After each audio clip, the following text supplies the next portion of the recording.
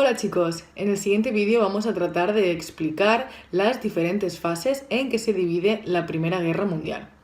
Recordad que es ese acontecimiento que estamos viendo en clase, que en el anterior vídeo explicamos ya sus causas y lo que vamos a tratar de hacer a continuación es resumir y sistematizar de la mejor manera posible las diferentes fases en que se dividen esos 4 años de guerra. Recordad, desde 1914 hasta 1918. Con el objetivo de hacerlo todo más fácil, nosotros lo vamos a dividir en 4 fases: la guerra de movimientos, la guerra de trincheras, la crisis de 1917 y el final de la guerra en 1918. A continuación lo que vamos a hacer es tratar de explicar de la mejor manera posible los principales acontecimientos de cada una de estas etapas, y os digo, siempre con el objetivo de hacer un poquito más fácil el entendimiento de este tema. Para empezar a hablar de las fases de la Primera Guerra Mundial, lo primero que vamos a hacer es establecer dos escenarios. Un escenario cronológico por un lado y un escenario geográfico por otro. En cuanto al escenario geográfico, aquí tendríamos las 4 fases que nosotros vamos a estudiar planteadas en un eje cronológico: guerra de movimientos, los primeros meses; guerra de trincheras, la fase más larga de todas; y por último 1917 y 1918. Recordad que la guerra termina el día 11 de noviembre de 1918, es decir, a finales ya de este año, ya más próximos a 1919.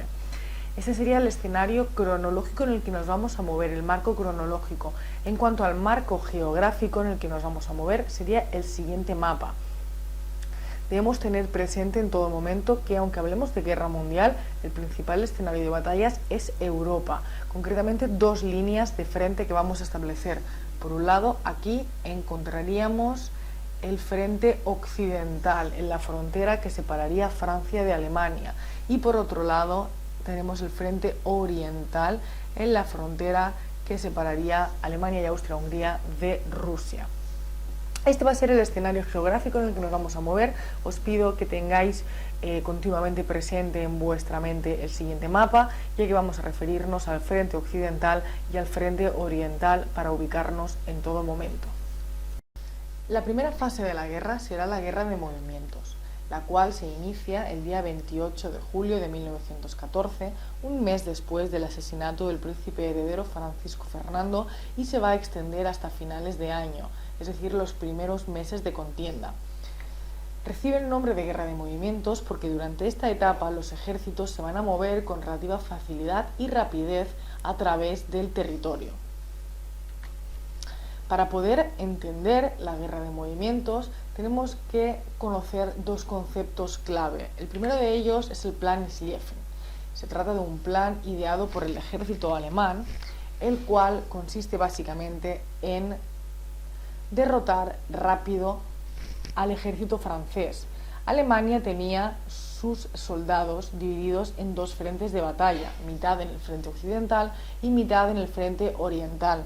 Alemania consideraba que Francia era un rival más débil que Rusia y por esto decide acabar en primer lugar con Francia, vencer rápidamente a los ejércitos franceses y así poder dedicar todo su esfuerzo a vencer a Rusia en el frente oriental. Esta es la estrategia que sigue el plan Schlieffen, y lo cierto es que está a punto de conseguirlo, puesto que en apenas unas semanas los ejércitos alemanes consiguen plantarse a las puertas de la ciudad de París, a apenas 40 kilómetros de París. Los ejércitos franceses tienen que organizar una defensa heroica de la ciudad, puesto que si cae París, Francia caería. Los ejércitos franceses se organizan, se reorganizan y consiguen defender la ciudad. Consiguen detener el avance alemán en la conocida como Batalla de Marne, lo cual nos lleva al segundo concepto clave de esta guerra de movimientos. La Batalla de Marne es aquella batalla donde los ejércitos franceses consiguen detener el avance alemán. Recordemos que los soldados alemanes se encuentran a las puertas de la ciudad de París, capital de Francia, y los soldados franceses son capaces de defender en esta heroica batalla su ciudad y su país. Consiguen detener pues el avance alemán.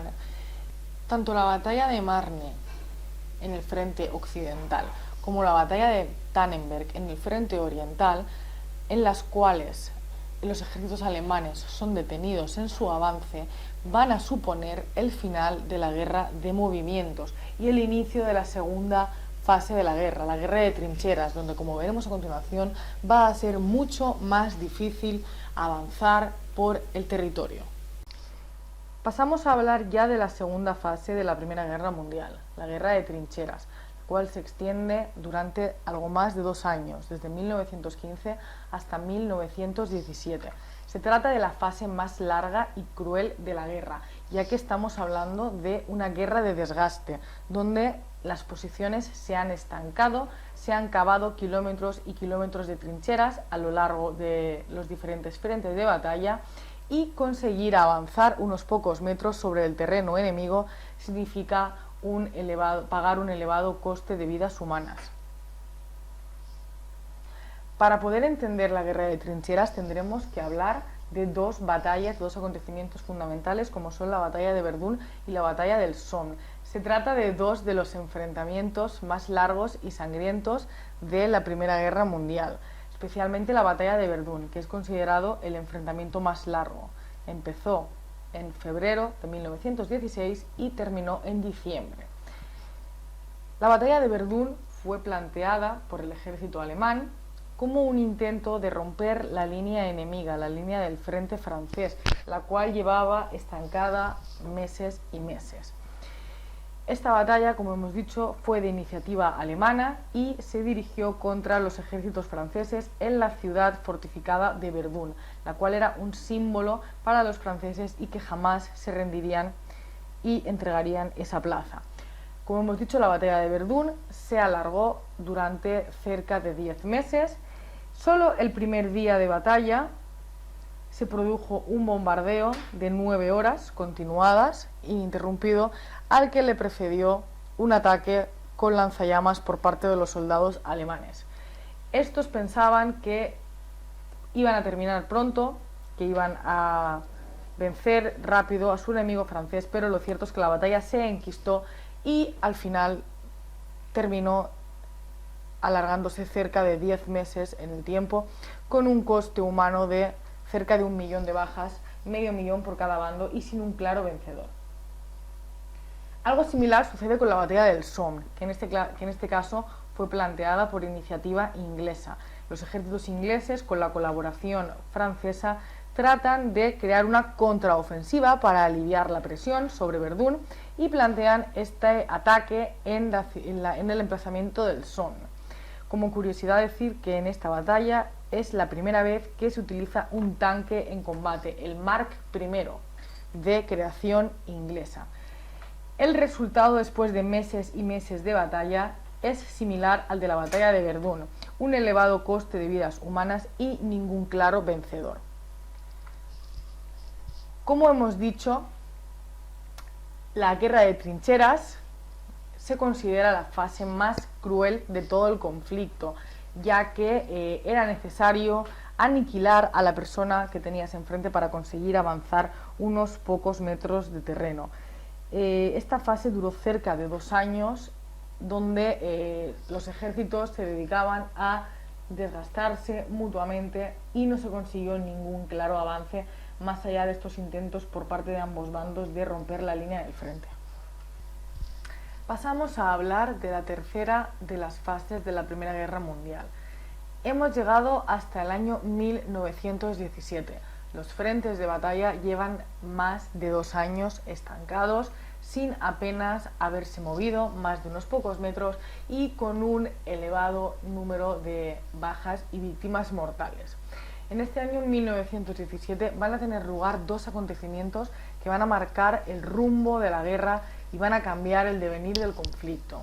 El primer acontecimiento que vamos a tener es la salida de Rusia de la guerra. En 1917 estalla en este país una guerra civil que va a obligar a Rusia a abandonar la guerra. Rusia abandonará la Primera Guerra Mundial a través de la firma del Tratado de Paz de Brest-Litov, donde firma una paz unilateral con Alemania. Una vez se ha producido la salida de Rusia, la balanza de la guerra se decanta en favor de Alemania, quien está a punto de vencer en el conflicto. Sin embargo, todo vuelve a cambiar de rumbo con la entrada de un nuevo país al conflicto, la entrada de Estados Unidos. Estados Unidos llevaba tiempo advirtiendo a Alemania que o cambiaba su actitud o iba a entrar a la guerra, puesto que Alemania estaba llevando a cabo una guerra submarina contra los Estados Unidos. El hecho decisivo fue el hundimiento en 1915, 2 años antes, por parte de Alemania, de un barco de pasajeros estadounidense, el Lusitania, el cual transportaba en secreto armamento hacia los aliados, hacia Francia e Inglaterra. Alemania torpedea este barco y lo hunde, produciéndose un elevado número de víctimas mortales, así como de pérdidas materiales. Estados Unidos amenaza a Alemania, le dice que termine con esta guerra submarina o entraría en el conflicto.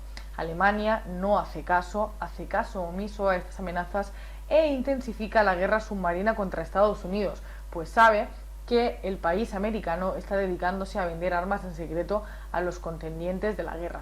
Finalmente, Estados Unidos decide entrar en el conflicto en 1917. Como hemos dicho, esto va a cambiar nuevamente el rumbo de la guerra y va a decantar ahora sí la balanza en favor de los aliados, en favor de Francia y de Gran Bretaña. Bien, llegamos ya a la cuarta y última fase de la guerra. Nos hemos plantado en 1918.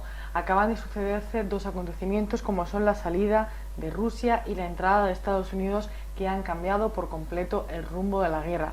Recordemos que Alemania estuvo a punto de ganar el conflicto, pero tras la entrada de Estados Unidos la balanza se decantó inexorablemente en favor de los aliados. A lo largo de 1918 las derrotas para Alemania y Austria-Hungría se van sucediendo.